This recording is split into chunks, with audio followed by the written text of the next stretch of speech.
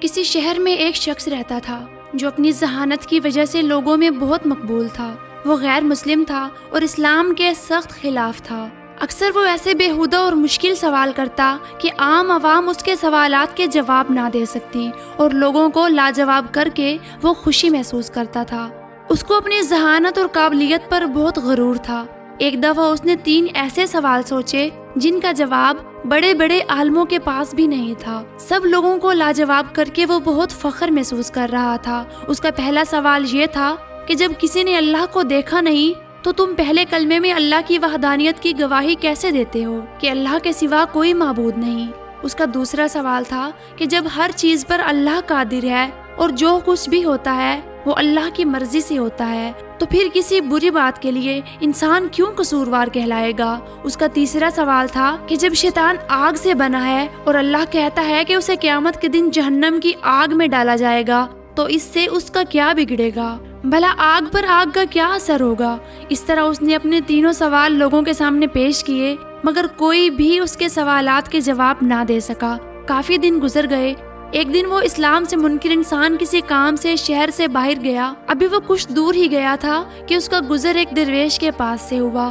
وہ درویش زمین پر بیٹھ کر مٹی کے گولے بنا رہا تھا۔ جیسے ہی وہ شخص درویش کے پاس سے گزرا تو درویش نے اسے آواز دے کر اپنے قریب بلایا اور پوچھا، میں نے سنا ہے تمہارے کچھ سوالات ہیں جن کا آج تک کوئی بھی انسان جواب نہیں دے پایا۔ مجھے بھی اپنے وہ سوال بتاؤ، ہو سکتا ہے میرے پاس ان کے جواب موجود ہوں۔ یہ سن کر وہ شخص بڑے تکبر سے مسکرایا اور کہنے لگا، جناب میرے سوالات کے جواب تو بڑے بڑے علماء نہیں دے پائے، تو ایک درویش کے پاس کیا علم ہوگا؟ یہ سن کر وہ بزرگ مسکرائے اور کہنے لگے، بس تم اپنے سوالات بیان کرو۔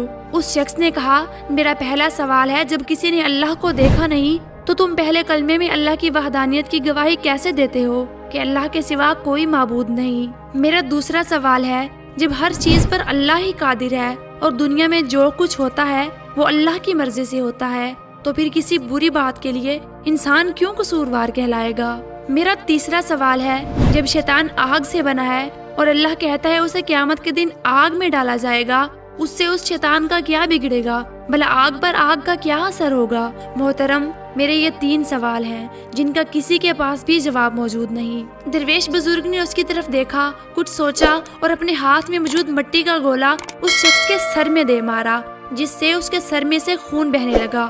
وہ اٹھ کر کھڑا ہوا اور کہنے لگا، آپ نے مجھ پر یہ ظلم کیوں کیا ہے؟ مجھے کیوں مارا؟ میں اس زیادتی کی شکایت قاضی کے دربار میں کروں گا اور آپ کو عدالت میں پیش ہونا پڑے گا۔ یہ کہہ کر وہ شخص سیدھا قاضی کی عدالت میں پہنچا اور قاضی کو ساری بات بتائی۔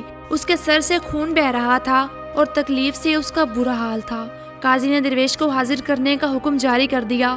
سپاہی درویش کو پکڑ کر قاضی کی عدالت میں لے آئے۔ قاضی نے درویش سے پوچھا، آپ نے کس وجہ سے اس شخص کو زخمی کیا ہے؟ درویش نے جواب دیا، حضرت میں نے تو صرف اس شخص کے ان سوالات کا جواب دیا ہے جو اس نے مجھ سے پوچھے تھے۔ اب یہ بلا وجہ مجھ پر الزام لگا رہا ہے۔ عدالت میں موجود ہر شخص حیران تھا کیونکہ سب لوگ اس شخص کے سوالات سے واقف تھے۔ قاضی صاحب نے کہا، بتائیے اس کے سوالات کے جواب کہاں ہیں؟ ہمیں تو کچھ پتہ نہیں چل رہا۔ یہ بات سن کر بزرگ نے کہا، جناب اس کے پہلے سوال کا جواب اس کے مجھ پر لگائے گئے الزام میں ہے۔ اس نے کہا، مجھے سر پر چوٹ لگنے سے درد ہو رہا ہے، لیکن کیا اس کے پاس اس کا کوئی گواہ موجود ہے؟ کیا اس کے پاس کوئی ثبوت ہے کہ اس کو درد ہو رہا ہے؟ یہ سن کر اس شخص نے کہا، اس بات کا گواہ کیسے ہو؟ درد تو مجھے ہو رہا ہے۔ درویش نے کہا، یہ ہم کیسے مان لیں کہ تمہیں درد ہو رہا ہے؟ اس شخص نے کہا، مجھے درد محسوس ہو رہا ہے۔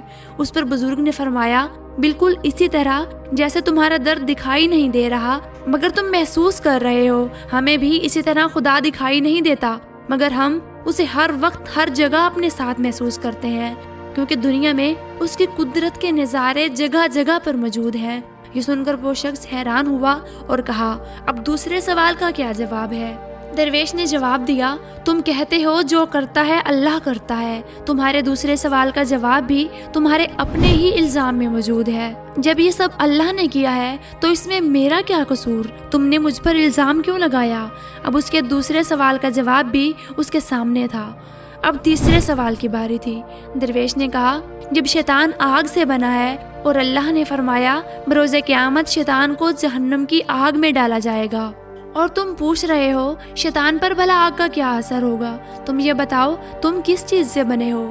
اس شخص نے جواب دیا میں مٹی سے پیدا کیا گیا ہوں۔ تو درویش نے کہا تم بھی مٹی سے بنے ہو، اور وہ گولا جو میں نے تمہارے سر پر مارا اور اس گولے کی وجہ سے تمہارا سر پھٹ گیا اور خون بہنے لگا، وہ گولا بھی مٹی سے ہی بنایا گیا تھا۔ جیسے تم کہتے ہو شیطان پر آگ کا کیا اثر ہوگا، تو تم پر بھی مٹی کا کوئی اثر نہیں ہونا چاہیے تھا، مگر اس سے تو تمہارا سر پھٹ گیا اور تم قاضی کے پاس شکایت لے کر آ گئے۔